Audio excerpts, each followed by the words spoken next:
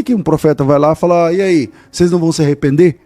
Está tudo decidido. Então, a conta começa a não fechar. Um Deus que determina tudo não pode interferir. O Adão, ele conhecia os animais, mas ele não se conhecia. Porque Deus, na Bíblia, ele sempre fala no plural. E o Adão não podia falar no plural. Quando chega a mulher, ele fala assim, essa agora é o osso dos meus ossos. Agora eu me vejo. Mas a primeira informação, depois do pecado, é o seguinte, e abriram-se os olhos de ambos e perceberam que estavam nus. O homem, depois do pecado, ele já não sabe o que ele expõe e a quem ele expõe. E a mulher também não sabe o que ela está expondo e a quem ela está expondo, o que ela pode mostrar. Então um vai se fechar para o outro. E há uma divisão. Algumas coisas que antigamente eram pecado deixaram de ser. E na Bíblia nós temos um Deus imutável, cuja natureza, a palavra e tal, não tem sombra de variação. Exato. Ou seja, o que mudou foi o conhecimento das pessoas e a busca pela base bíblica das coisas. Por exemplo, antigamente é pecado a mulher raspar os pelos, alguns pelos, em algumas partes do corpo, de alguns pelos, falaram, isso aqui não pode. Tá bom. Quem decidiu isso? Aí você tá, não, porque nós somos cristãos. Ok, vamos cumprir, vamos lá, tá. Ok, mas se você vai para o texto, aonde está escrito isso? Não, em lugar nenhum. Então nós temos, o problema é que nós tínhamos antes muitas, do que eu vou chamar aqui de doutrinas de homens. Um monte de gente volta numa mesa, decidiu que a mulher tem que usar saia. Para aquela época não cabia a mulher de calça jeans. Isso, então vamos falar que é de Deus usar saia. Eu entendo, historicamente falando, a calça jeans, ela entra num contexto de revolução, de não sei o que, década de 60, 50, 60, 70. A época dos hippies, do rock and roll. Aí, tipo assim, o crente não sei o que, porque não sei o que de maconha. Então, a gente faz uma força aqui pra gente tentar entender. Só que a doutrina bíblica, ela tem que brotar do texto bíblico. Boa. Quando não é do texto bíblico, é só uma doutrina de homens. A mesma coisa com o rádio, na época que era proibido, depois a TV era proibido. E olha que interessante, as denominações que proibiam TV, hoje tem programa de TV. Então, antes, quantas pessoas foram excluídas, antigamente falava excluído, né? Excluídas do hall de membros, sabe, estereotipadas por conta da roupa que está usando ou porque assiste TV e tal, sendo que não havia base textual para aquilo. O que havia era uma interpretação. A Bíblia diz que não porá as coisas impuras diante dos seus olhos. Tá bom, você quer mais impuro do que o celular então? Porque na TV, hoje em dia até na TV você escolhe o que você vê, mas antes você nem escolhia. Agora no celular você escolhe. Então, mais às vezes não, porque às vezes você tá rolando ali no Instagram, parece uma coisa que você não queria do nada. Isso também é verdade. Tá entendendo? É lógico que você tem a intencionalidade em certas coisas. E se você vê muito aquele, vai aparecer muito o algoritmo, você gosta disso. Exatamente. Então vai entregar mais. Então, é o caso do R que eu não posso entrar porque é uma coisa particular, mas é o caso dele. Se pegar a lupa dele ali... No final do episódio a gente comenta. Eu vou contar tudo. Quem quiser fazer gabinete pastoral já viu aqui. Que a gente não conta. Já viu que aqui tem confiança total. O cara faz o gabinete e a gente não bruna aqui. Então, gente, o Erle confessou pra mim essa semana. Então a gente tem que separar o que é Bíblia e o que é... O pessoal fala costume, eu estou chamando de doutrina dos homens. Tá. Jesus Cristo lá em Mateus 15, ele fala o seguinte, olha... Muitas vezes vocês estão invalidando o mandamento bíblico por causa de doutrinas de homens. E o Brasil viveu isso, cara, muito. Entende? E na época de Jesus, os fariseus faziam muito isso, né? Era a especialidade deles. O texto de Mateus 15 é exatamente, porque Jesus é cerceado, chega os fariseus e fala assim, pô, e aí seus discípulos não lavam as mãos para comer. Isso é um problema. Aí Jesus falou assim para eles, e aonde está escrito que tem que lavar a mão para comer? E não está escrito em lugar nenhum. Ou seja, esse lance de que tem que lavar a mão para comer não é da Torá, não é a lei de Moisés. Isso aí é o que os anciãos depois falaram. Só que para os judeus, o Talmud, a Mishnah, não sei o que, todo aquele monte de escritura judaica tem o mesmo peso de igualdade que a Bíblia. Então, Jesus disse, olha, na lei não está mandando, não lavaram a mão, mas eles não estão quebrando um mandamento. Só para explicar, para nós protestantes, a Bíblia tem uma centralidade, a gente tem a centralidade da Bíblia, não é isso? 66 livros, exatamente. Os 66 livros, ou seja, o que está dentro do canão bíblico isso. É o que a gente acredita. É a palavra de Deus. É a palavra de Deus, e se não está escrito, a gente não acredita. Exatamente. E isso, veja, você tem Jesus dizendo o seguinte, o pessoal, mas seus discípulos não lavam a mão para comer. E eles, e onde está escrito? Em lugar nenhum. Então, isso é uma tradição dos homens. Então vamos lá, mandamento de Deus versus tradição dos homens. Aí Jesus levanta outra lebre, ele fala assim, e vocês, a Bíblia está dizendo que você tem que honrar o pai e a mãe. Esse é mandamento bíblico que está lá no Decálogo, está nos 10 mandamentos. Mas vocês quebram esse mandamento fazendo a tal da oferta que é Corban. E aí tem dentro da regra judaica uma oferta que você não pode resgatar. Tipo assim, você tem uma mãe doente que toma remédio para pressão. E aí você tem lá a oferta que você prometeu para Deus. Quando é uma oferta Corban, lá do hebraico, é uma oferta que não tem resgate, não tem volta. Você se comprometeu que você vai dar milão lá de oferta. Você não pode voltar atrás. Aí sua mãe chega e fala assim, não tem remédio para pressão, custa, sei lá, custa R$100. Aí você fala assim, eu até tenho esse dinheiro, mas é Corban, é oferta ao Senhor. Então eu não posso dar assistência para minha mãe, porque eu tô nesse voto dessa oferta. Só que essa oferta não está na lei de Moisés, eles que inventaram. Então Jesus fala assim, vocês invalidam o mandamento de Deus, que é honrar o pai e mãe, para cumprir regras dos homens. Isso aconteceu muito quando os fariseus cobravam Jesus em relação ao sábado, ao Shabat. E Jesus contestava dizendo o seguinte, então quer dizer que se uma ovelha de vocês caírem num buraco, um boi, uma vaca, você não vai socorrer? Exato. Ou seja, aí eu não posso socorrer uma vida humana? Exato. Então, Jesus confrontava com a realidade, Para os judeus, Jesus quebrava o sábado, mas Jesus não quebrava o sábado. Ele quebrava o sábado dos religiosos, entende? Então, não o sábado bíblico. Não o sábado bíblico. A gente tem que fazer traçar uma linha e falar assim, o que é Bíblia e o que é doutrina dos homens? Mas qual é o problema? Nosso povo não lê a Bíblia. Nosso povo não lê a Bíblia. E como o nosso povo não lê a Bíblia, o que vale é o que as pessoas falam. Então, como que vale o que as pessoas falam? As igrejas que cresceram no Brasil nos últimos 50 anos, 70 anos, são aquelas igrejas que pregam muitas vezes, aliás, boas igrejas inclusive, mas que tem lá uma boa pitada de exageros, entendeu? De não toques, não redes, não manuseis, não pode isso, tal, mas por falta de conhecimento. E aí vem o profeta Oséias, o povo perece por falta de conhecimento. Jesus não ofende ninguém. Se as pessoas estão ofendidas com a igreja, não é por causa de Jesus. É por causa de alguma coisa que fizeram lá, que não tem nada a ver com Jesus ou com Deus, Jesus é Deus, mas foi algo humano que foi feito, uma regra exagerada, uma liderança abusiva, um tratamento, um comportamento equivocado, errado. Então, assim, como é que a gente pode fazer hoje? Quem não tem maturidade, velho, tipo assim, você tá numa igreja X. Então, primeiro, não existe igreja perfeita. Não existe igreja perfeita. Tem ser humano, tem erro. Se você achar uma igreja perfeita, branquinha, pequenininha, todo mundo se ama, não entre nela, que se o dia que você entrar, estraga. Vai estragar, porque a gente... ninguém é perfeito. Então, quando acontece alguma coisa que você enxerga um problema, aí a pessoa tende a se decepcionar com Deus. Quer dizer, ela não leu, ela não percebeu. É uma questão de inteligência que isso. O problema não foi com Deus, o problema foi com o pastor, pessoa, foi com o irmão, foi com o vizinho, foi com o cara que fez uma sociedade com ele na mesma igreja e deu ruim.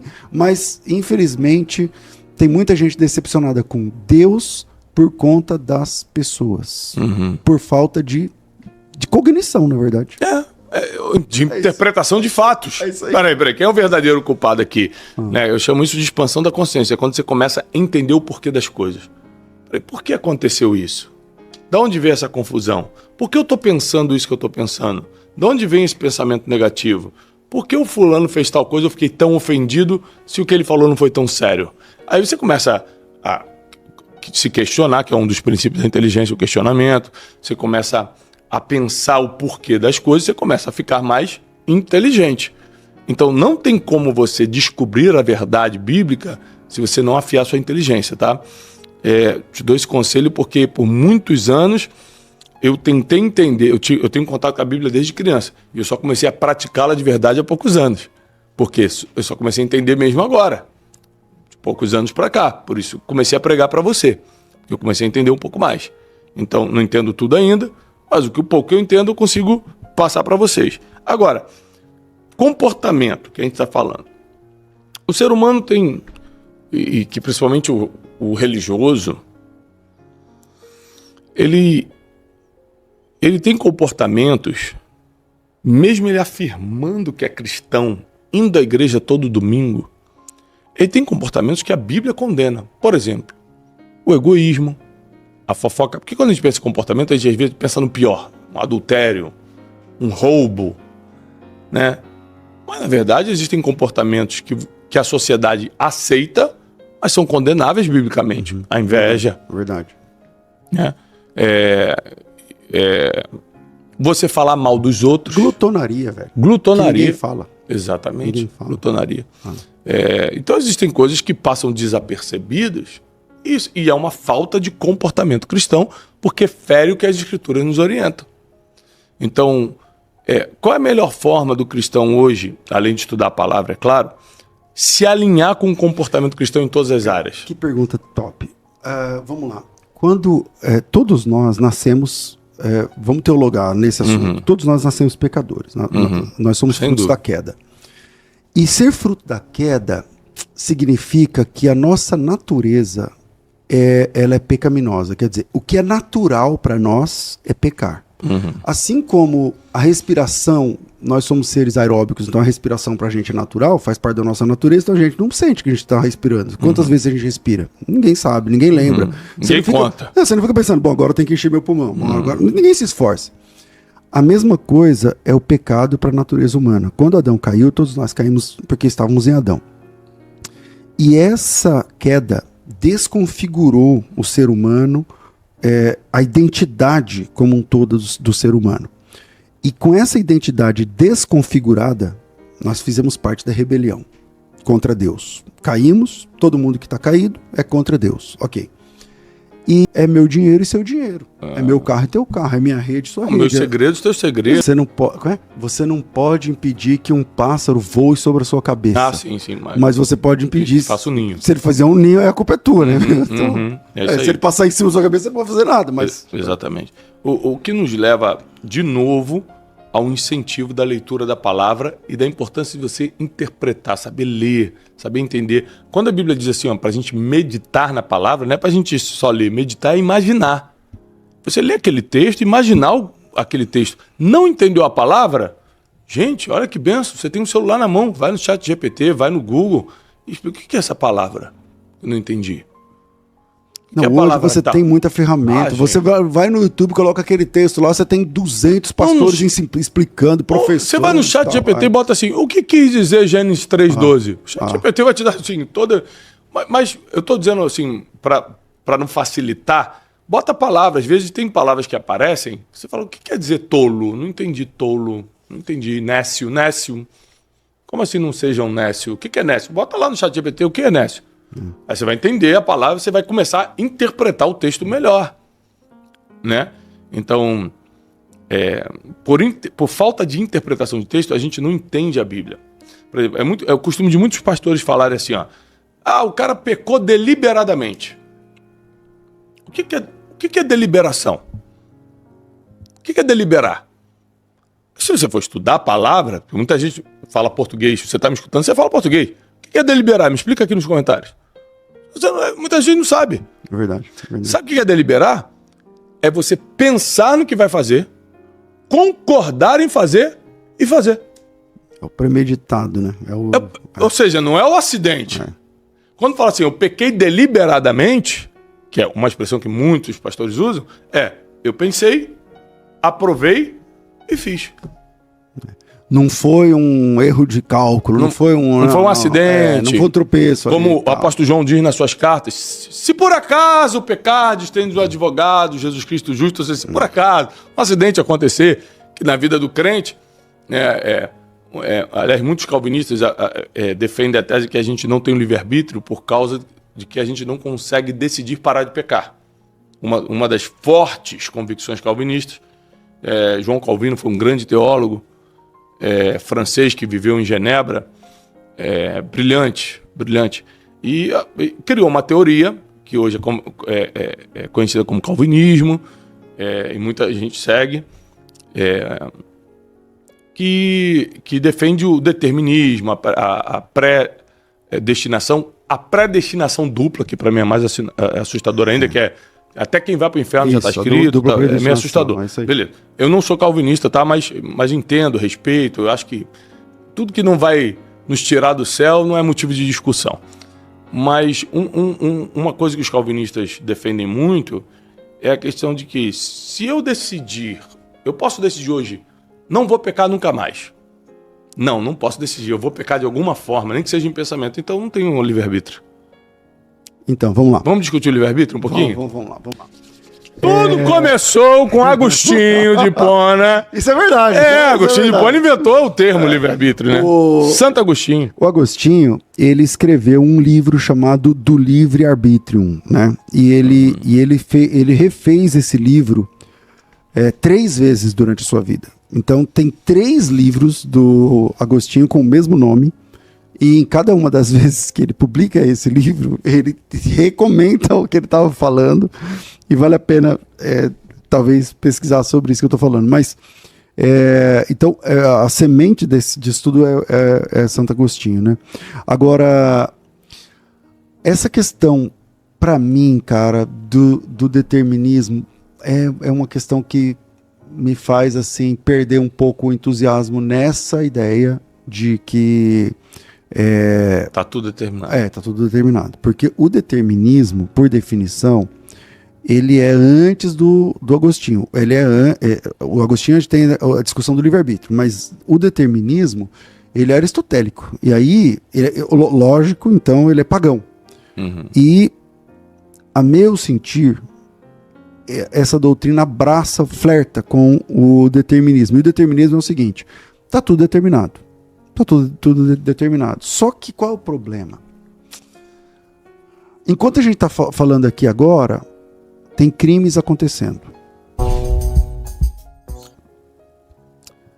Esse crime está acontecendo porque o cara está obedecendo Deus ou desobedecendo?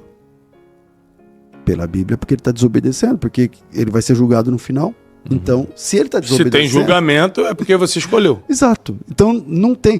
Um Deus que determina tudo, um Deus que determinou tudo, primeiro, ele não pode mandar profeta, né? Porque o que o profeta faz? O profeta chega e fala: pessoal, não foi isso que nós combinamos.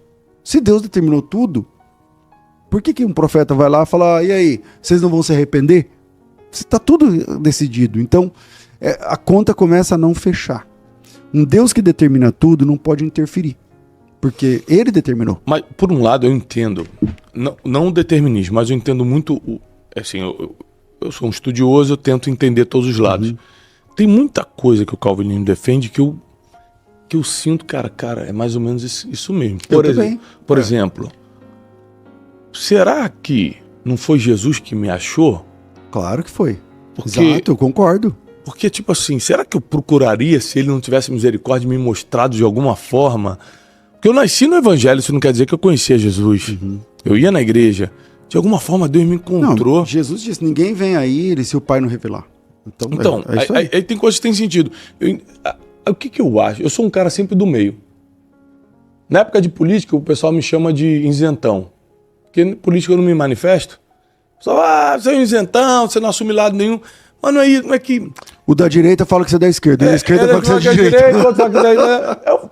Não é isso, é porque eu acredito muito, assim, que não existe um extremo que seja a verdade. Eu sempre acredito que existe um meio termo. Eu gosto muito de alguns pontos do calvinismo, por exemplo, da glória de Deus, né? A exaltação da glória de Deus. A centralidade da palavra. Soberania e tal. Beleza. Soberania. Agora, a dupla predestinação, para mim, é complicado. Pesada. E essa questão do determinismo, foi Deus que determinou tudo. Porque Deus determinou tudo. Tá, tem coisa que está acontecendo. Então, na minha opinião, pode ser que me falte estudar mais sobre isso, mas na minha opinião, é uma leitura errada do que é onisciência. Porque a onisciência, para o determinista, significa, pensa Deus falando assim, eu sei tudo. Aí você pergunta assim, o senhor sabe tudo o quê? Tudo que está acontecendo.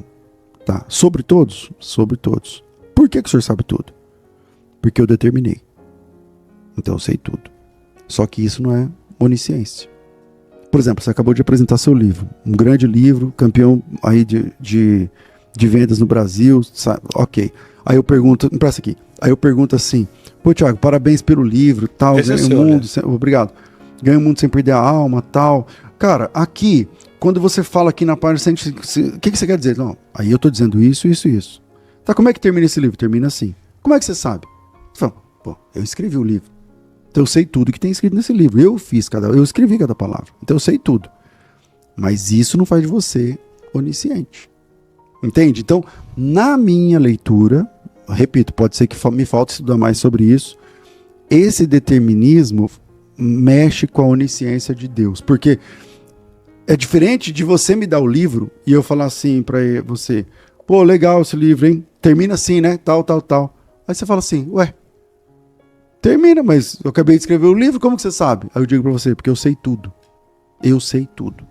Então, onisciência é saber tudo sobre todos, o tempo todo, em qualquer tempo, sem necessariamente ter determinado aquilo.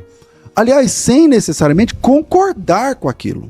Na presciência você acredita, ou seja, Deus sabe, ele é presciente do caminho que eu vou tomar daqui a 5 anos. Ele é onisciente, ele sabe tudo sobre todos, mas não significa que foi ele que determinou. Uhum. O fato de Deus saber tudo que você vai fazer não significa que ele concorda com tudo que você vai fazer. Uhum. Por isso não, vai ter. Isso por é isso, lógico. Mas não é lógico no calvinismo. Não é lógico, pelo menos no ultra-calvinismo. Porque para os irmãos que apostam nessa ideia da dupla predestinação, ele sabe porque ele decretou tudo. Só que ele decretar tudo, tipo assim, eu sei tudo que vai acontecer. Por quê? Porque eu decretei. Pô, então isso não faz do senhor onisciente. Aliás, além do senhor não ser onisciente, tudo que o senhor faz te compromete. Porque foi o senhor, tá acontecendo um crime agora, não tá? Tá. Foi o senhor que mandou? Foi. E o senhor ainda vai julgar o cara? Porque nesse mundo, nessa lógica, o Judas tem argumento. O Judas vai chegar e falar assim, peraí, eu tô indo pro inferno, mas tá errado, porque... Eu não escolhi isso, foi você que me mandou? Não, o senhor me fez pra fazer isso. Qual é o lugar de quem só obedece? Eu só obedeci. Então, como que eu vou ser? Não, isso a gente fala até na lógica da riqueza, que esse livro aqui trata de riqueza e espiritualidade, né, e eternidade também. Então, você já escutou alguma história de pobre que virou rico? Alguns, já. Claro. Para quem não sabe, 80% das pessoas que são ricas hoje vieram do nada, não são herdeiros. Isso. Só 20% ou são herdeiros, ou ganharam na loteria, ou tiveram acesso a riquezas ilegais. E uma grande percentual dos herdeiros também fazem o caminho de volta, mas é outro assunto. Pobre. Exatamente. Então, peraí. Se eu nasci pobre e fiquei rico, eu tive que fazer alguma coisa para isso. Então, essa questão da predestinação e da dupla predestinação, se a gente for levar para o lado financeiro, não tem sentido algum, Não tem. Porque depende completamente do que eu vou fazer. Exato. Depende completamente da minha mentalidade, da minha capacidade pessoal, de que tipo de serviço ou produto eu vou escolher para vender, para fazer, Mas da minha disposição e disciplina diária. Começa com tudo que você falou, com a mentalidade. Começa com a mentalidade, porque você não pôde escolher seus pais, você não pôde escolher seu passado, você não pôde escolher suas origens, mas você pode escolher seus mentores. Uhum. Você pode escolher seus Tem mentores. uma teoria interessante pra gente discutir aqui, cara. E legal. Por exemplo, você tem na Bíblia o rei Josias. O rei Josias, ele é filho de Amon, que era um rei terrível, que é filho do pior rei de Israel inteiro. E o Josias escolhe ser diferente porque ele imita Davi. Ou seja, aquela ideia de que eu não pude escolher minhas origens, mas eu posso escolher quem eu ouço agora. Claro. Eu posso escolher meus exemplos, né? Então, eu acho que o rei Josias é um cara que desafia tudo, porque ele assume o trono com 8 anos. Pensa num menino que assume o trono com 8 anos, porque o pai dele era um irresponsável, morreu morto pelos seus próprios amigos, que era tipo uma gangue, alguma coisa que ele participava, e o avô dele era um cara que já tinha oferecido filhos em ritual de magia negra. Quer dizer, ele tinha todas as ferramentas para ser um desastre, uma catástrofe total. E aí ele para e fala assim, não, eu quero seguir os passos de Davi. E a Bíblia diz que ele andou nos caminhos do Senhor como Davi. E aí, um texto muito interessante que é Crônicas 34, fala assim, ó, que quando ele tinha 16 anos, ele começou a buscar o Deus de Davi. O Deus de Davi. O Davi estava centenas de séculos antes. Aí ele fala assim, como é que ele busca o Deus de Davi? Cara, acho que ele lia o material de Davi e falava assim, não, eu quero ser igual a esse cara.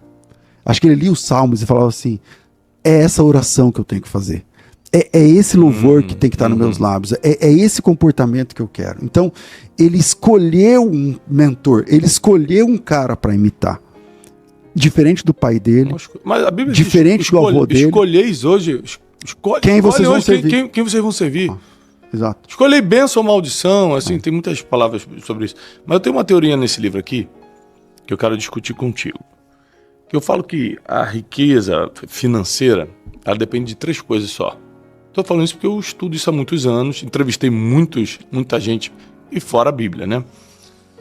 Depende de destino, eu vou te explicar aqui o que é destino, que é a nossa discussão de agora, mentalidade e capacidade pessoal.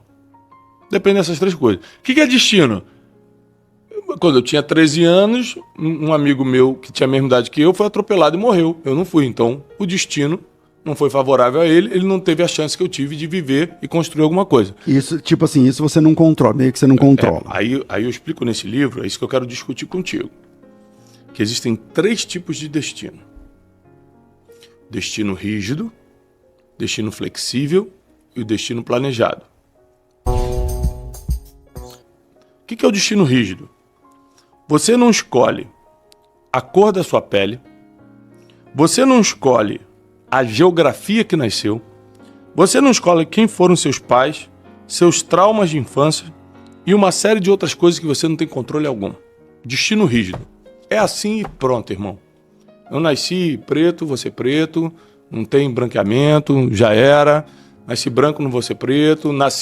Eu nasci em Corumbá, Mato Grosso do Sul, não dá para falsificar. Se falsificar vai ser ilegal e dizer que eu nasci na Noruega.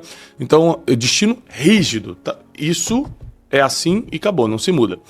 Aí tem um destino flexível, que eu chamo uma pequena porção que Deus te permite escolher com quem você vai casar, se vai fazer faculdade ou não, que tipo de trabalho vai querer fazer, se você quer ser CLT ou quer ser empreendedor, onde você vai morar, que mesas vai sentar, que tipo de pessoas vai escutar, tudo isso é destino flexível. Você decide isso. E tem um destino planejado, que está lá em Salmo 139, que Deus escreveu todos os nossos dias. Então o que eu acredito? Que Deus tem um plano para a gente. E a gente se encaixa ou não. Então, como você lida com destino rígido, ou seja, como eu lido com cor de pele, onde eu nasci, quem foram meus pais, geografia que eu nasci, como eu fui tratado na infância, meus traumas de infância, como eu lido com isso, vai determinar. Como eu aproveitei meu destino flexível, ou seja, como eu aproveitei o poder de escolha que eu tinha, com quem eu casei certo ou casei errado, fiz a faculdade certa ou perdi 5 anos da minha vida, escolhi morar em São Paulo, eu escolhi morar em São Paulo, eu sou do Rio de Janeiro a vida toda, escolhi morar em São Paulo, prosperei em São Paulo. Então, como eu aproveitei o destino flexível e como eu me encaixei no destino planejado. Porque tem coisas que aconteceram na minha vida que só Deus explica. Eu falo, cara, isso aqui só pode ter sido Deus. Como é que eu conheci esse cara do nada e tal? Eu me encaixei num plano divino. Então, o destino, na minha teoria, está dividido em 3 etapas: o rígido, o flexível e o planejado. O que você pensa sobre isso? Agora há pouco a gente estava falando sobre a ideia da identidade. Lembra que quando Adão caiu, todos nós caímos, e a nossa identidade ela foi desconfigurada. E essa desconfiguração da identidade alcançou a todos. Então, isso que você está falando assim, ó, tem coisas que eu não escolho. Então, beleza, é verdade, concordo. Gênero, número e grau. Você não escolhe suas origens, você não escolheu fazer escola pública, você não escolheu o bairro que você passou a sua primeira infância, você não escolheu seu sobrenome, você não escolheu sua vizinhança, você não escolheu... Algum trauma que passou na infância, exatamente, não foi escolha sua. Exatamente. Então, um monte de coisa você não escolheu. Mas você... Aí vamos pro flexível. Você escolhe como reagir a isso. Uhum. Você escolhe como reagir a isso. Então, quantas pessoas têm a mesma origem que você e mora no mesmo quarteirão nos últimos 40 e tantos anos, 50 anos? Então, beleza. Bom, o cara quis. O cara quis. Então... Não, quando eu vou no meu bairro antigo hoje, eu passo... Você encontra os caras. Meus amigos estão ali sentado no portão 3 horas no mesmo lugar. Ei, Tiagão, tá famoso, hein? Te vi na TV. Ou seja, o cara tá me zoando ainda, entendeu? É isso aí, é isso aí. Aí eu falo, cara, o cara tá 30, 40 anos sentado nesse portão aí. Deitado eternamente em berço, esperando e querendo... Então, a gente saiu do mesmo lugar. Vamos pro próximo, que é o flexível, né? Então é esse aqui. Então aqui... Isso é o nosso poder de escolha. Aqui é o seu poder de escolha. É o que eu tava dizendo. Acho que quando eu apertou esse botão, bom livro, né? Que você lembrou. E que eu disse o seguinte: você não pode escolher, não pôde, com acento no O, você não pôde escolher suas origens, mas você pode escolher seu final. Você não pôde escolher seus pais, seus primeiros, mas você pode escolher seus mentores. E isso... Você pode escolher sua esposa, seu esposo. Isso muda tudo. Isso muda tudo. Porque o rei Josias, ele tinha um pai que era de uma gangue, ele tinha um avô que é o Manassés, que foi o pior cara que existiu. É um cara mais abjeto, que sentou no trono de Israel. O Manassés fechou o templo e colocou prostitutas lá dentro para fazer programa. Tá na Bíblia isso. Não é da minha cabeça nem da história, não. Tá na Bíblia isso aí. Ele colocou imagens de coisas, de astros, não sei o que, dentro do templo. Você entendeu? Então, foi o pior rei de Israel. Mesmo. Blasfemou, foi o pior rei de Israel. Aí você tem um avô que queimou filhos em rituais de magia negra. Você tem o pai, que é o cara de uma gangue que desrespeitava mulheres e tal. E aí ele senta no trono. O que o pessoal ia falar? Esse cara aí tá fadado ao fracasso. Fruto do meio, Esse cara aí é fadado ao fracasso. E ele parou e falou assim: eu quero imitar o Davi. E aí você vai ver... Tem um texto na Bíblia, eu posso procurar aqui, que a Bíblia diz assim, ó, que de todos os reis de Israel, nunca houve um rei que se convertesse ao Senhor de todo o seu coração, como o rei Josias. E nunca mais se levantou outro rei igual. É a maior mudança de mindset, a maior mudança de mentalidade é o rei Josias. De comportamento, de tudo, porque ele escolheu esse destino flexível. Ele falou assim: tá, tem coisa que eu não posso mudar. Você falou a cor da minha pele, a minha origem, não sei, ok, não posso mudar. Tá, o que eu posso fazer com isso agora? O que eu posso fazer agora? Então, o cara que tá ouvindo isso aqui agora, quanto tempo você fica na internet? Tá, não sou contra a internet não. Tá, mas você fica fazendo o que mesmo na internet? Porque você pode usar esse mesmo tempo para se capacitar. Você pode usar esse mesmo tempo para... Cara, troca de mesa, velho. Senta com outros caras, ouve outras pessoas. Você pode crescer ainda. Isso se chama expansão de mentalidade. Isso é maravilhoso. Se você não fizer isso por você, ninguém vai fazer. Então esse flexível é tudo. É isso exatamente o que a Bíblia diz. A Bíblia está mostrando o texto de Josias, o exemplo de Josias e tantos outros. E tantos outros. E o último que você falou... o destino planejado. É quando você vai se encaixando, né? Você buscou capacitação, então tem o que Deus quer para você. Mas tem muita coisa que Deus quer para mim que eu preciso, por exemplo, adianta Deus me dar um carro se eu não tenho carta para dirigir o carro? Então eu tenho que me preparar. Entende? Então aí entra o Se não tem capacidade pessoal, você não se encaixa, né? Exato. Se não tem sensibilidade espiritual.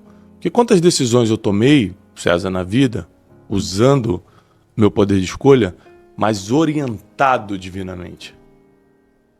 Por exemplo, quando eu me mudei do Rio para São Paulo, eu não tomei a decisão emocionalmente. Foi uma orientação divina, eu recebi uma palavra. Então, a minha sensibilidade espiritual me fez entender um comando divino, eu me encaixei nesse plano tomei a decisão, aí foi livre escolha, entrei no caminhão com as minhas pouquinhas coisinhas que eu estava quebrado na época e vim para São Paulo. E minha vida mudou. Em todos os sentidos. Então, para mim faz muito sentido essa questão que Deus tem um plano, me encaixo se eu quiser, eu tenho uma porção de escolha que se chama destino flexível e tem coisas que eu não posso mudar porque já foi, destino rígido. Exatamente. E aí eu explico que a nossa vida financeira está muito ligada a como a gente age e reage diante desses 3 destinos. E fora o destino tem mais 2 coisas. Exatamente. Tem coisas que você matou aqui nesses 3, porque tem coisas que você se prepara. Uma vez, não sei, eu vou falar um nome, já vou falar bem. Eu entrevistei o Janguier, e quando terminou, eu tava com a blusa da minha escola. Eu trabalho na rádio, a rádio tava, hoje é esse aqui, tal. Fui lá, entrevistei, tal, ele falou lá as coisas que ele fala lá, tal, não sei o quê. Aí terminou, ele saiu, pra não ficar muito cheio de gente, tal, eu deixei lá no elevador, tal. Deu uns 15 minutos depois, eu desci pra almoçar. Ele ainda tava no elevador, deu problema no elevador, ele ficou lá parado no elevador e não descia, aí tava só ele. Aí eu entrei, aí descemos quieto, aí ele falou assim, essa escola aí é qual? Eu falei, é uma escola nossa de teologia. Quantos alunos tem? Eu falei, tantos mil alunos. Ou você não interessa fazer uma parceria comigo? Eu falei, vamos conversar. Eu falei, então que hora que a gente pode almoçar amanhã? Aí, no outro dia, quais as possibilidades de um cara bilionário, não sei o que, tal. Então tem coisas que você não controla. Tem um grupo educacional enorme. Um dos maiores. Aí, quer dizer, então tem coisas que Deus está falando, isso aqui não é porque você é bom, não é porque... Tá aí, isso é um presente. Vamos ver o que você vai fazer com isso. Mas se você também não tiver preparo, se você não tiver tudo, se você não tiver estudado, se você não tivesse... Então aquilo ali vira só uma conversa de elevador. Ou pode virar uma parceria como virou. Então, você tem essa questão de se preparar para viver aquilo que Deus também promove para você. E tem um lado contrário também, por exemplo, no caso de Sansão. A Bíblia diz que Deus escolheu ele para ser juiz em Israel, nazireu e tal. E aí quando ele começa a se interessar por mulheres, ele escolhe uma mulher de outro povo, os pais falam para ele, não faça isso. Não é isso que Deus planejou para você. Ele fala, eu quero. Vai ser essa. E ali começa a destruição dele, porque ele começa a envolver com várias mulheres até cair na mão de Dalila e aí já era, acabar com ele. Então, você vê que a vida é feita desses destinos. O destino rígido foi favorável com ele, porque ele nasceu numa família temente a Deus, destinado a ser um juiz em Israel, tinha bons pais, ou seja, o destino rígido foi favorável. Deus deu para ele o que não deu para ninguém, aquela força terrível. Ou seja, ele que usou o destino flexível de forma errada. Que a maioria das pessoas é o contrário. O destino rígido foi desfavorável. Pô, nasci na favela. Pô, tive problema na vida. Pô, fui molestado na infância. Pô, meu pai me abandonou. Eu não conhecia... Pô, nasci numa família que não conhecia Jesus. Geralmente é desfavorável. E você vai tomando decisões dentro do seu destino flexível que vai melhorando a tua vida. Tem uma frase do Marco Aurélio. Eu não sou muito da filosofia, mas...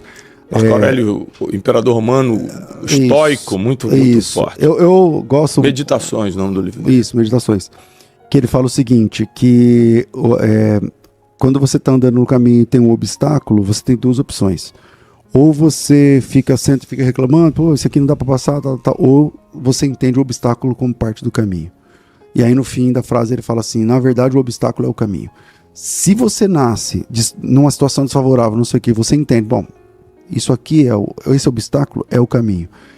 Cara, você vai ter mais musculatura do que os outros, você vai ter mais história do que os outros, você vai ter mais condições do que os outros, porque aquilo vai te dar uma musculatura, ou sei lá, espiritual, porque você precisou orar, ou intelectual, porque você precisou estudar, ou física, porque você precisava levantar mais cedo, e isso pode te impulsionar, quer dizer, aquilo que parece ser negativo, no fim, pode ter os ingredientes que você precisava para romper aquilo que você não romperia se você fosse filhinho de papai.